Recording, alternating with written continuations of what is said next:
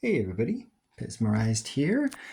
The other day on Aaron's Pez and Coffee live stream, Greg made the mistake of suggesting that I make some videos from our Pez collection here, and little did he realize I might actually take him up on that offer.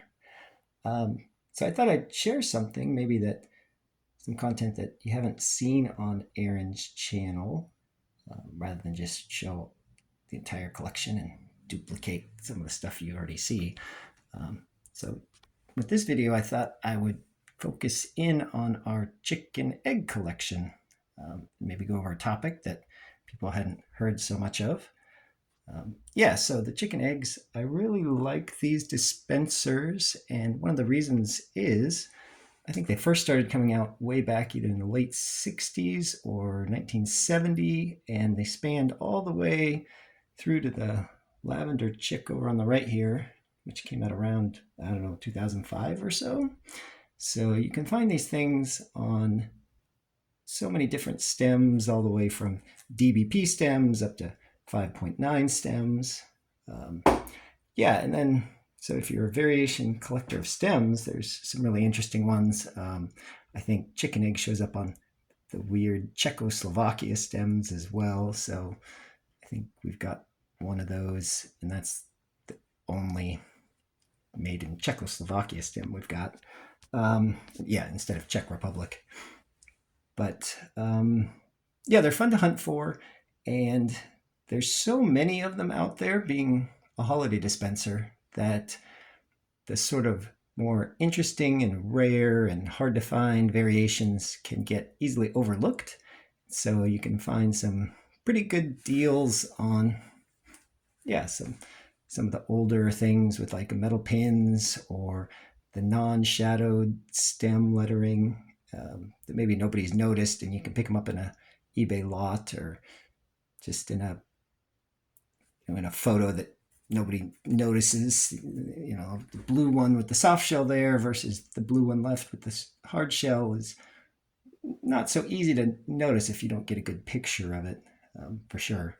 So that's what makes them a little bit fun to collect. But then there was this other topic that came up on the Pez Through the Ages Facebook page.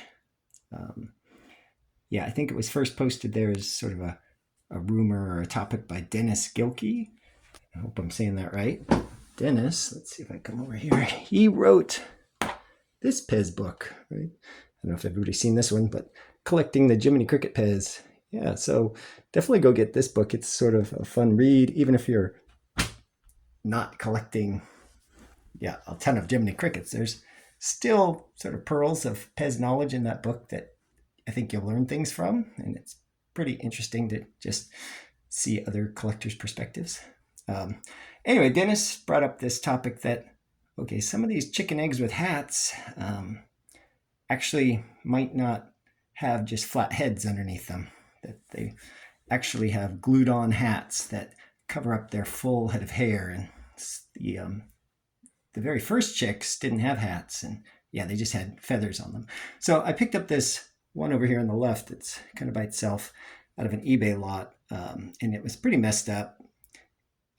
And I could guess that it was probably on a DBP stem because I could tell there was the no shadow lettering on this side.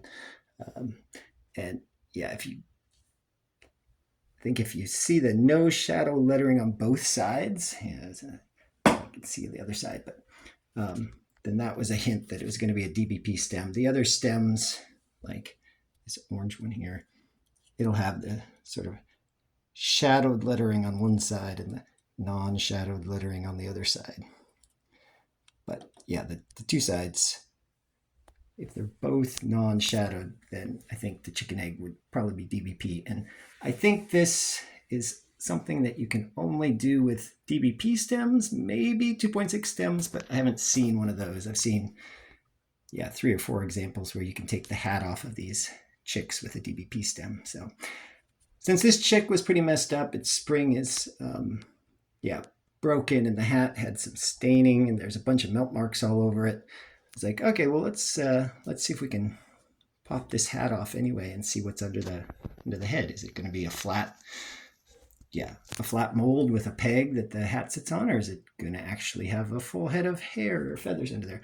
Anyway, so I spent quite a bit of effort, and eventually I got the hat to pop off. So I just set it back on there. But here's the hat, and I kind of busted it as well, trying to take it off. But it's sort of interesting because, yeah, the glue that fused it on there, it seemed to almost react with the plastic and sort of melt the two plastics together. So it was much harder to get off than I thought it might be. And it might depend on how much glue they put on there, but you can also kind of see, let me get my pointer over here, that there's even some bubbles left behind on the head after taking this thing off, that the glue almost seemed to react with the plastic. So it wasn't super clean to just pop it off, but you could see he does have a full head of hair there and feathers. Yeah, so he's not like the flat head with a little peg sticking up. So you can, try to convert your chicken egg if you find one of these that's on a DBP stem. And yeah, the way you can know for sure if the hat's glued on or not is you can also, yeah, take the hat like this one here. Let me see if I can get into a tripod here.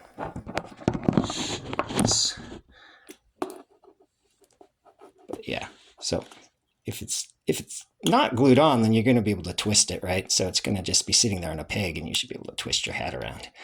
So this would have a peg, and yeah, something you'd want to just pop off there. But anyway, so the rumor is true. You can pop off some of these glued on hats, and then turn your chicken egg into something that I guess is a little bit even rarer and harder to find. And that note was also confirmed in a couple of the Welch books too, although Welch talks about some of these chicken eggs having a soft hat, and I've never run across anything like that. So maybe some of Aaron's viewers know about that, but all these hats that I've got here, they're pretty hard. So anyway, hopefully people found that topic slightly of interest, and if they did, then maybe I'll make some other videos of a few interesting things we've got in the collection. And if people hated this video, well then, yeah, don't need to make any more. All right, well, thanks, Aaron, and hopefully we'll see you at the next live stream. And if you do share this video on your channel, maybe you could do something like, welcome back, Pez collectors. We've got a special guest video today. All right, see you. Thank you.